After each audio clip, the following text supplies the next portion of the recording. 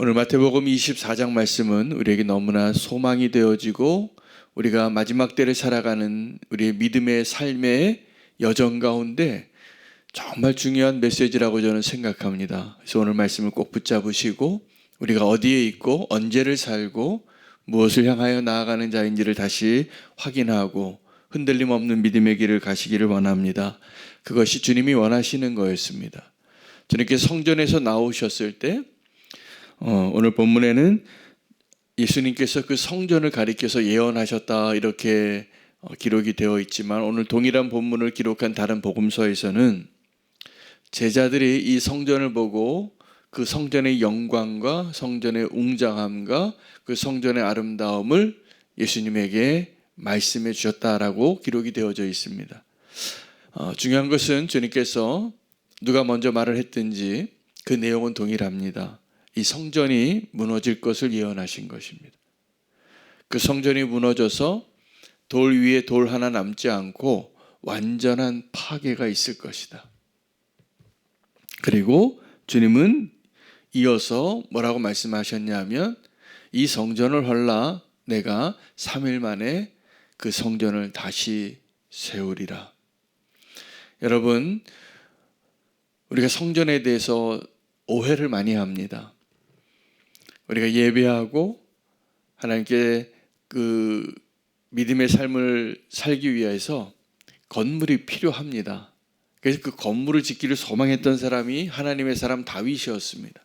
다윗의 마음에 성전을 건축하고 싶은 마음이 갈망이 커서 그의 소망이 이거라고 주님께 말하니까 주님께서 건물을 원하지 않으셨습니다.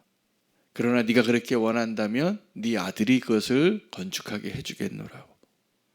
주님은 원래 이 원형이 하늘에 있기 때문에 하늘에 있는 그 성전의 원형을 보았던 모세가 시내산에서 보고 내려와서 성막을 짓지요. 광야에서 있었던 일입니다. 그러나 우리 인간의 생각에는 하나님이 이렇게 초라한 천막에 지내시는 것이 너무 죄송하다. 그래서 우리의 마음과 정성을 담아서 건물을 짓고 싶어 했습니다. 아주 오래된 이야기입니다. 이 성전을 짓고 싶은 이야기는. 근데 주님께서는 오늘 그 성전을 헐어버리시겠다는 예언을 하신 거예요. 왜 그랬을까요? 진짜 성전을 짓기 위해서입니다.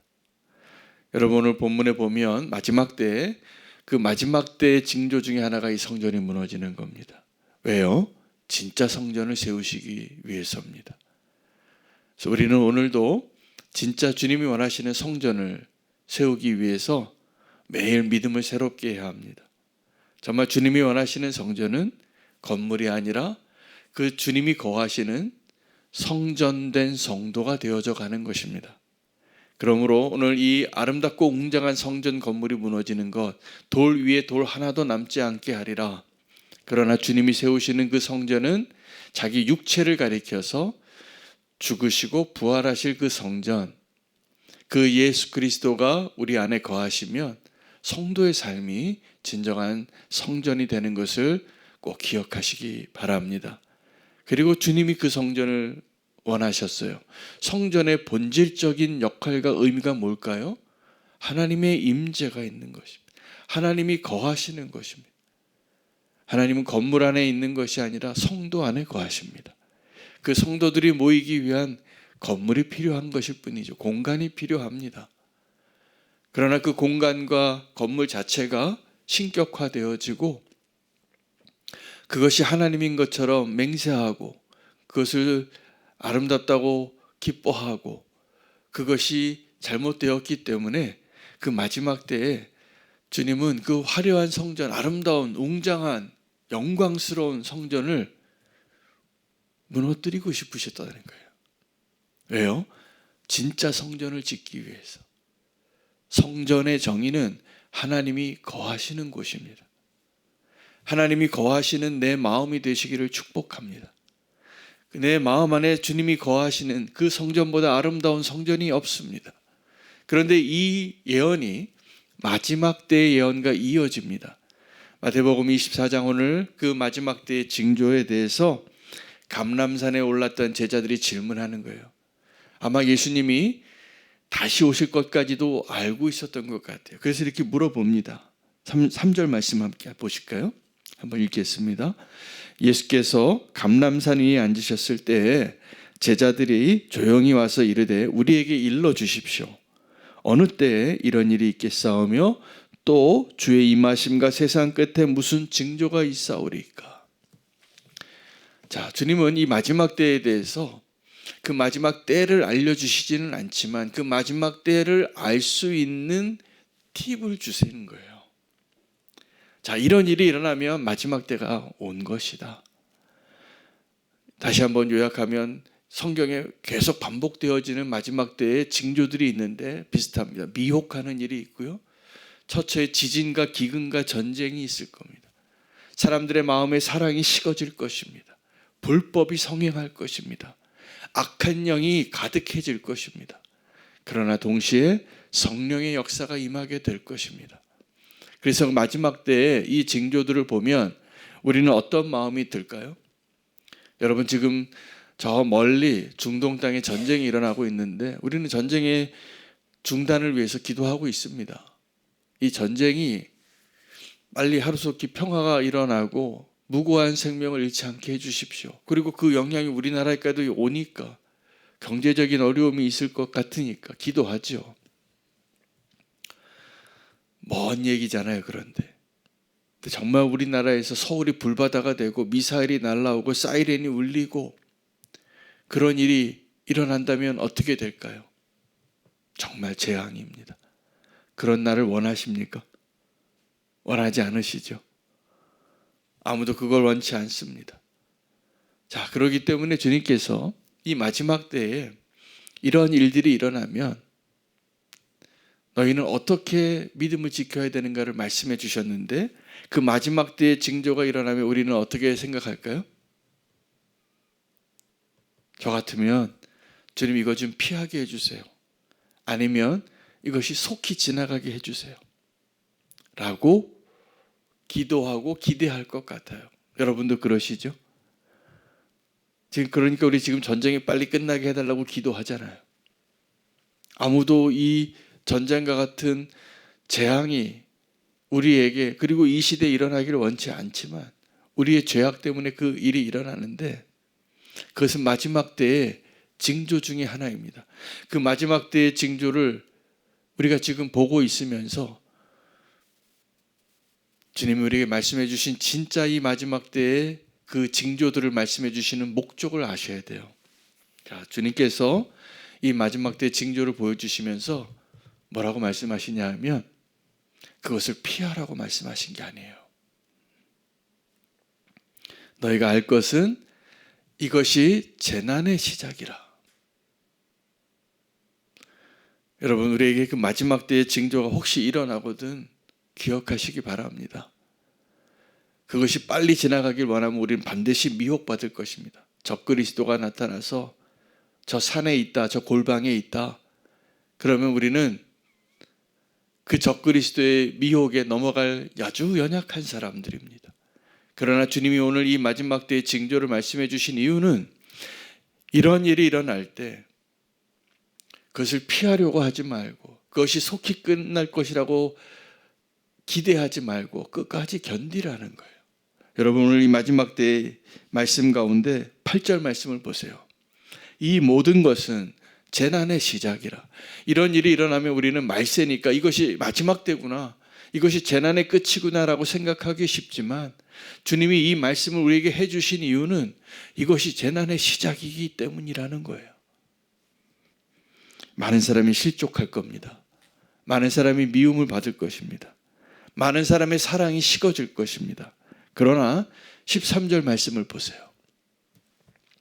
그러나 끝까지 견디는 자는 구원을 얻으리라. 그러면 주님은 이 마지막 때의 징조에 대해서 왜 말씀해 주신 것입니까? 제자들이 질문했어요. 주님 다시 오시는 그날에 무슨 일이 있을 겁니까? 지금 우리의 시대를 말하는 거죠. 2000년 전에 제자들이 우리 대신 물어봐 준 거예요. 이 땅에 오신 하나님에게. 주님, 그날에 이러한 그 마지막 때가 언제고 무슨 일이 있을 것입니까? 그 질문 때문에 그 말씀이 기록이 되었고 우리가 지금 2000년이 지나서 그 말씀을 읽고 있는데 우리에게 하신 말씀이에요. 이러한 일들이 일어나면 끝까지 견뎌라. 여러분, 우리의 인생 가운데 어려운 일이 있으면 잊고 싶습니다. 피하고 싶고 도망가고 싶어요. 그런데 주님은 그러한 일들이 오면 이제 미리 알려줬으니까 끝까지 견뎌라. 여러분, 말세에 오늘 마지막 때를 사는 성도에게 주신 말씀을 우리 꼭 기억하시고 우리의 마음은 그것이 빨리 끝나고 이게 재난의 끝이구나. 마지막이 진짜 왔구나. 이제 주님이 하늘에서 금방 오시겠구나 라고 생각하지만 주님이 이 말씀을 하신 이유는 끝까지 견디는 자는 구원을 얻으리라. 이 말씀을 위해서입니다. 더 나아가서 오늘 14절 말씀을 저는 너무 사모해요. 오늘 14절 말씀이 우리에게 진짜 이 마지막 고난의 때를 살아낼 수 있는 소망과 목적과 힘이 될 것입니다. 이 천국 복음이 모든 민족에게 증언되기 위하여 온 세상에 전파되리니 그제야 끝이 오리라. 자, 우리가 지금 경험하고 있는 이 말세의 징조들, 미혹하는 일과 전쟁과 재난과 불법과 이러한 일들을 볼 때 이것이 재난의 끝이 아니라 이건 시작일 뿐이에요. 그 와중 가운데 이 마지막 때의 징조 가운데 살아가는 성도에게 주신 진짜 사명이 그때에 있다라는 거예요. 이 마지막 때 복음을 전하는 것입니다. 복음을 전하는 것입니다. 그래서 이 마지막 때의 끝은 이 천국 복음이 모든 민족에게 전파되리니 그제야 끝이 오리라입니다. 저와 여러분은 이 제자들이 질문했던 그 마지막 때를 사는 성도입니다. 선교 역사를 공부해 보면요, 지금 이때가 마지막 때예요. 주님 오시고 지난 한 2000년 동안에 이렇게 복음이 왕성하게 전파되어진 적이 없습니다. 이 복음이 땅끝까지 전파되어지는 것이 가능한 시대를 사는 거예요. 동시에 우리는 이 성경 말씀에 기록되어진 모든 말세의 징조들을 지금 우리가 보고 있습니다. 우리가 해야 할 일은 뭘까요? 딱 두 가지입니다. 끝까지 견디십시오. 끝까지 견디고 구원을 얻으십시오. 땅끝까지 복음을 전하십시오. 이게 우리가 이 마지막 때를 사는 이유예요. 이 마지막 때 우리는 빨리 산에 도망가서 흰옷 입고 이전에 우리 휴거설이 있었던 어떤 이단이 정말 우리나라 전국을 현혹시켰습니다. MBC 기자가 가서 찍었어요. 그날 그 자리에 정말 이 사람들 혹시 올라가나? 천만에요. 마지막 때를 사는 우리 성도의 사명은 흰옷 입고 산 위에 올라가서 부르짖는 기도하는 사람이 되는 게 아니라 세상 속으로 들어가서 아직도 복음을 듣지 못한 사람들에게 복음을 전하고 끝까지 견뎌내어서 구원을 얻는 마지막 진정한 기쁨을 누리게 하기 위해서 우리를 이 자리에 보내셨습니다. 할렐루야. 오늘 우리는 교회가 그 사명으로 함께 성도됨을 잃지 않고 우리의 사명을 잃지 않고 마지막 때를 끝까지 견뎌내어 구원하고 복음을 전하는 사명으로 살아가는 주님의 제자가 되시기를 축복합니다. 오늘 말씀 붙잡고